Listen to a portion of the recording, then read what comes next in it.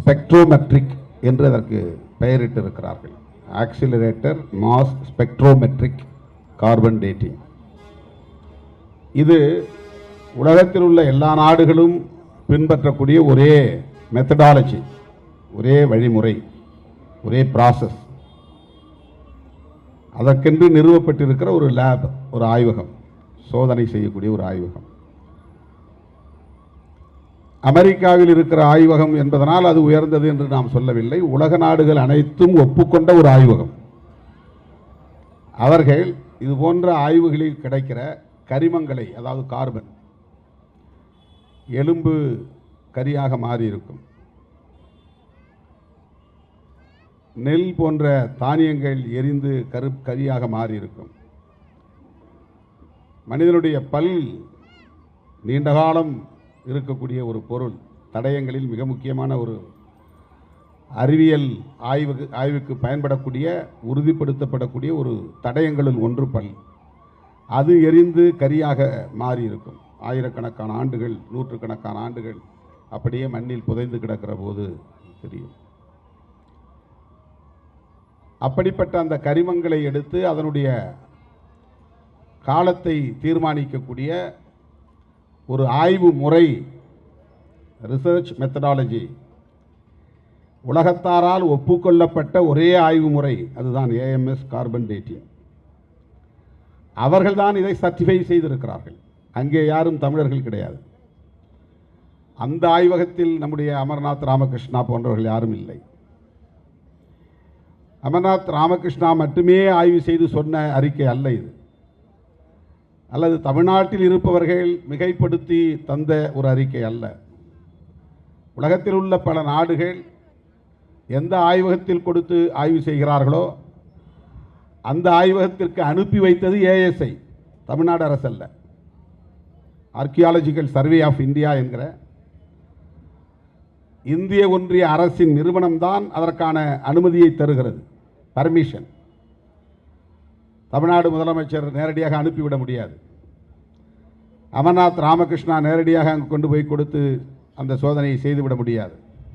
இதற்கெல்லாம் ஒரு international procedure இருக்கிறது, பன்னாட்டு அணுகுமுறைகள் இருக்கின்றன, நடைமுறைகள் இருக்கின்றன, ஆய்வு செய்வதற்கான சட்டப்பூர்வமான வழிமுறைகள் இருக்கின்றன.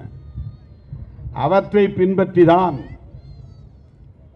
கீழடியில் செய்யப்பட்ட 11வது அடுக்கு, ஒவ்வொரு லேயராக எடுக்கிறதுல 11வது அடுக்கு, அதிலிருந்து கிடைத்த கரிமங்கள் தான் ஆய்வுக்கு உட்படுத்தப்பட்டன. அந்த ஆய்வில் தான் இது கிமு 6ஆம் நூற்றாண்டு,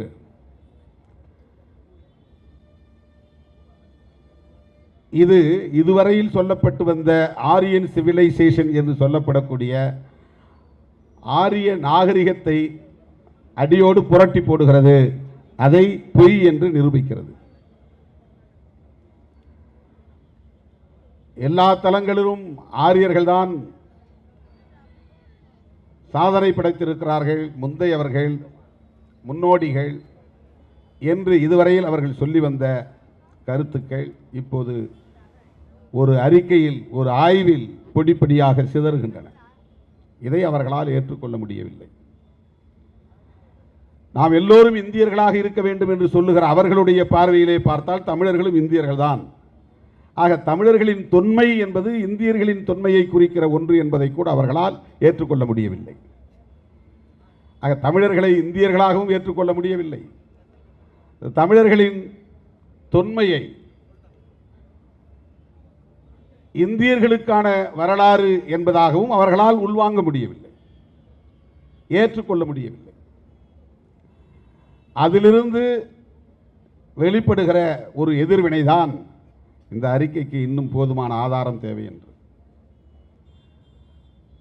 ரிசர்ச் மெத்தடாலஜி என்பது எல்லா இடங்களிலும் ஒரே மாதிரி தான். எந்த பல்கலைக்கழகத்துக்கு போனாலும் PhD தான் பண்ணணும்னு ஒரு ப்ரொசீஜர் இருக்குது, மெத்தடாலஜி இருக்குது.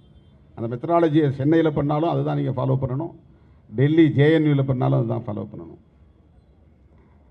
சாம்பிள் எடுக்கிறது எப்படி, ரேண்டமாக எடுக்கிறதா, 100% எடுக்கிறதா, ஒரு ப்ரொசீஜர் வச்சுருக்கிறாங்க. அதை எப்படி ஆய்வு செய்து புள்ளியியல் ஆதாரங்கள் அடிப்படையில் ஒரு டேட்டாவை உருவாக்குவது, அதுக்கு ஒரு ப்ரொசீஜர் இருக்கு.